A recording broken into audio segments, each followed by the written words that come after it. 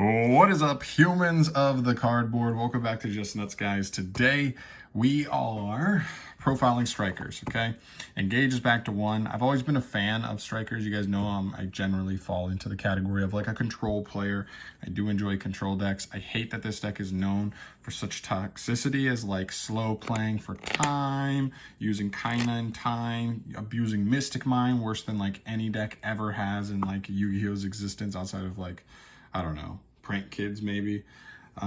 But still, I still really like this deck for what it does. I love the way the deck plays. I just don't like that it has that negative stigma behind it. But the deck seems pretty strong with Engage still, so I'm going to show you my current list. And before we jump into it real quick, I want to point out the mat. I got to point out the mat. This mat is so clean, guys. You have Ecclesia backed up by Stigmata. By the way, it's funny how Konami went from like Ray being their golden girl, phasing into like Ecclesia being their new golden girl. It's amazing. I love that. But yeah, the other side has Ecclesia facing down Golconda, and it's just a beautiful mat with a beautiful design done by my boy Charles from Team COG. I'll leave a link in the description if you want to scoop the mat for yourself. It does come in different colors. The other color is like a white background with like red or black lines. There's 2 different ones there, but I prefer this one.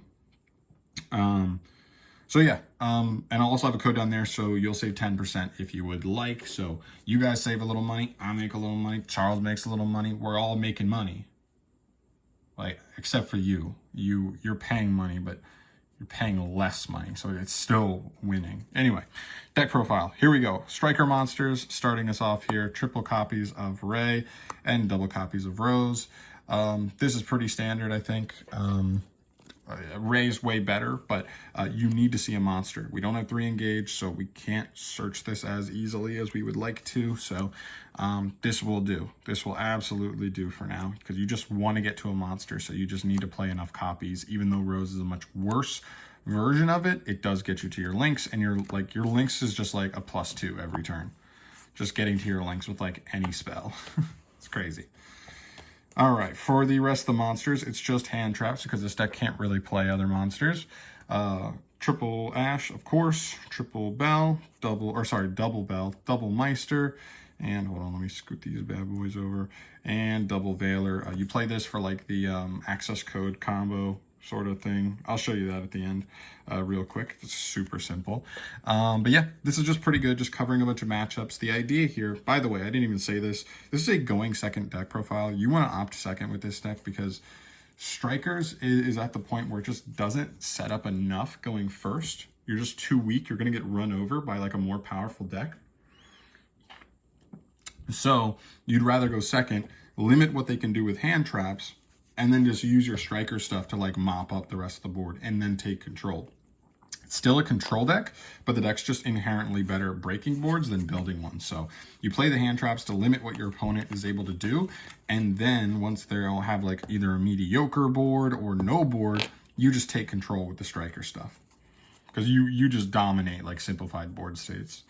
For the busted striker one-ofs, of course, engaged cards insane. Of course, multi-roll cards insane. Of course, Hornet drones insane for consistency. More so, this card's at 1 on the list because of splashability in other decks, but still, in this deck, it's very nice as well. Just consistency, but also the ability to spam the board a little bit more, go up into higher links if you ever need to. Very good. I mean, there's not much to say here. Engage is just insane. The fact that like you're just gonna every turn 1 now, because you're opting second, the idea is like somewhat break your opponent's board so you're not getting negated with anything. Then you're going to go into Hayate to dump this in the battle phase, and then you just add it back with Kagari. Use it to search, and then you're gonna end on Shizuku and get another search. So you just end up going like +2. It's crazy. And then like if you had 3 spells in grave, you might as well draw a card, so maybe even +3. This engine's crazy, and just having one of this is so nice for the pure version, but I don't think it helps too many other decks. Like, it's not like the engine's super splashable, which I like. So I think the card at 1 is pretty good. Okay, for more striker stuff, triple area 0, but the terraforming set of the 3rd copy because we want to get an extra spell in grave if we can. This card's awesome, lets you dig for stuff, lets you send stuff, which triggers certain things, which is really cool. So just really nice. Lets you dig for like Ray if you don't have it. Consistency card. Next up we have triple Widow Anchor. This card is like so good. This is what I wanted from the beginning, way back when like they limited this card and like and then like banned Engage. I was like we could have 3 Widow Anchor without Engage. They finally brought it back, and then we got Engage to 1, so even better. This card's insane. Having 3 is so important because it means you can like activate this, add it back with Kagari, activate it again, then like reset it off of multi-roll. That one gets banished. Because we have 3, you can grind like the Dickens with those, so it's not even a big deal. For your other striker spells, finishing up that portion of the deck, we've got double Shark Cannon, double Afterburners, and 1 Jamming Waves. Not playing any of the other ones. These are all I'm really playing. I think Eagle Booster's not bad because it lets you play into interruptions. Actually, like, not too shabby. But this is a really good lineup that I like. I like the Afterburners because if you're in a grindier match and you like Afterburners, set Afterburners off multi-roll and it gets banished, you might want the second Afterburners, and we're opting second. So this is a card you want to draw anyway. So it's really actually a pretty good card. And of course, if you have 2, you can pop a monster, then a back row. Same thing with Jamming Waves. Just a cool one of, like, back row decks are actually pretty popular. They have been for a little bit, and I don't expect that to go away anytime soon. In fact, we hit mostly combo decks on the ban list, so yeah, this card will be even better now. Maybe even consider put that at 2 at some point. But yeah, you need the 2 Shark Cannon, by the way. Other than Widow Anchor, it's the only other striker card that's like Disruption, and it's pretty good. I mean, it's just like DD Crow stuff. All right, moving on with more spells. Triple Desires. Yeah, I mean, it is what it is, right? If you can get to Engage first, then of course you get to Engage. Same thing with like Salamangrates. Like, if you can get to Gazelle before firing this off, you do it. But if not, you just have to fire it off. The +1's too valuable. This deck was already a decent rogue deck even before Engage came back. So if you banish the 1 Engage, who gives a shart, right? You can still win duels. Not a big deal. I'm playing 1 Pot of Avarice as well. This is just an awesome recovery card. Like, after turn 1, you'll have 5 monsters in grave. The one thing I would say is do your best not to have to shuffle Ray back. You don't want to shuffle Ray back ever. She's just too valuable in grave. Unless you already have access to another Ray, don't shuffle Ray. But yeah, I like it as a one of. I wouldn't play it as more of that because I don't want to like overly brick on it. But this is a grindy deck. Like, seeing a card like that's like insane for the grind, but you never want to see multiple, and you never want to see it too often. So then for some busted one-offs that are all at 1 on the ban list, but this deck takes huge advantage of. Rhoda, this is either searching you Rose, but almost always searching you Ray. Upstart Goblin just puts a spell in grave and whatever. Sure, it like hurts to get like drolled after this, somewhat, I guess. But I guess like it just kind of says you can't Shizuku search.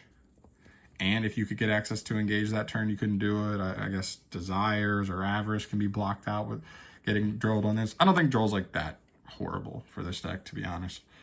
1 Mind Control, 1 Raigeki, and 1 Harpy's Feather Duster. These are just kind of like power one-off spells that like we're going second, so these are like extra better there. But yeah, they just like do what some of the cards in the deck already do, like Jamming Waves and Afterburners, but just with like a much higher ceiling, right? Just like rip it off. And this is just worse at Widow Anchor. I will say this. If you have access to triple tactics talent, I do think because we're going second, you're almost guaranteed to have your opponent activate a monster effect on your first turn going second. So I would very much so love to swap Mind Control immediately for a triple tax, for a TTT, and also probably Raigeki. Maybe I'd just move Raigeki to the side just so like for matchups that I know are weaker to Raigeki, but I don't know. I just think the versatility of tax is just like crazy. And because we're opting second anyway, there's like such a higher chance, right? Like that's why some people don't play triple tactic talents, because they're worried that like if they go first and their opponent doesn't like imperms them or doesn't have a monster hand trap, then it's just a completely dead card in hand, which they never want, of course. So, but in this deck, opting second, it's so consistent and it's so powerful, right? It's another Out the Dragoon, which is a problem for this deck. We'll address that in the extra. Yeah, I just think it's worth. I think I'd probably play that if I had it, but shmoney. So what are you gonna do? For the traps, last card in the deck, triple and perm. I showed you 9 monster hand traps. Here's 3 here, so 12 total. Felt like a pretty good number. You don't really want to open 1 hand trap. You ideally want to open 2. But I think space-wise with everything else, I thought 12 was a pretty good number to open 2, but not open 3 or 4, God forbid. Unless you open them with Ray, because then you're crazy. Then you're nuts. But yeah, that's it for the main deck. 40 cards on the dot. We want to see copies of Ray and Rose as much as possible. So keeping it condensed at 40.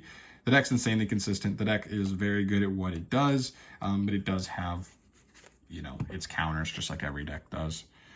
For the extra deck, it's super simple, right? Triple Kagari, have to play it. Triple Shizuku, have to play it. Triple Hayate, have to play it. 1 Kaina and 1 Zeke, rounding out the striker lineup.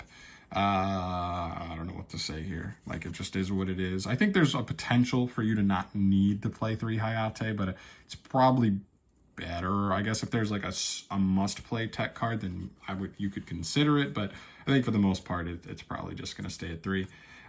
So good, right? Like, Zeke is great for removing stuff and helping you link off stuff that you steal from your opponent. Kaina is great for helping in the battle phase. You might even want to play a second one of this, but I think with, like, I don't know, Dragoon running around, you have to make sure you have those extra slots to help deal with him.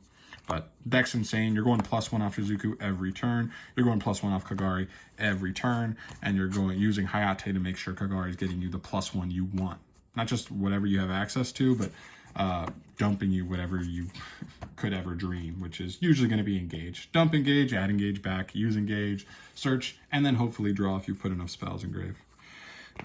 For this package, we've got the Needle Fiber Selene access code. This is a very basic play. The idea is, like, if you have like a hand trap that's a tuner, which we have triple Ash, double Veiler, and double Ghost Spell, you just normal summon it next to like a monster, make Halkul summon a Veiler from deck.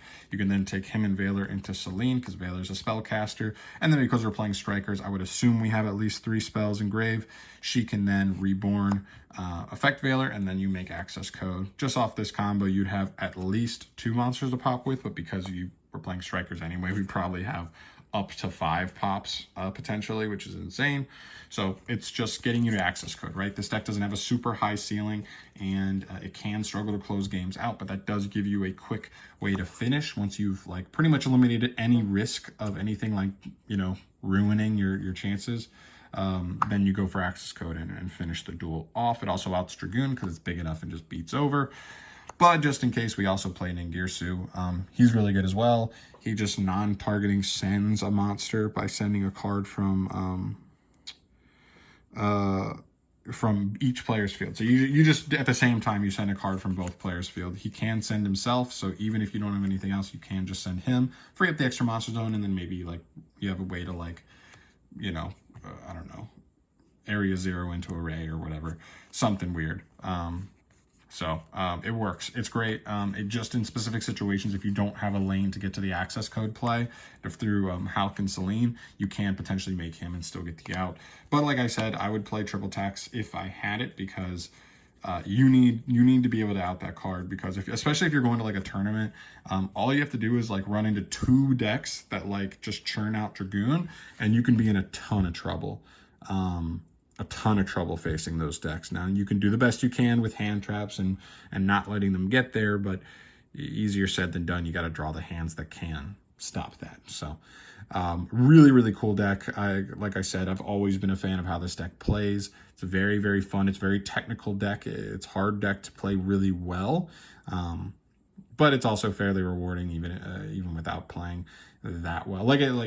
I don't know. You can do well with it without playing like super well. But I also think if you do know how to play it super well, then you can actually go really far with it. And that's the difference, right?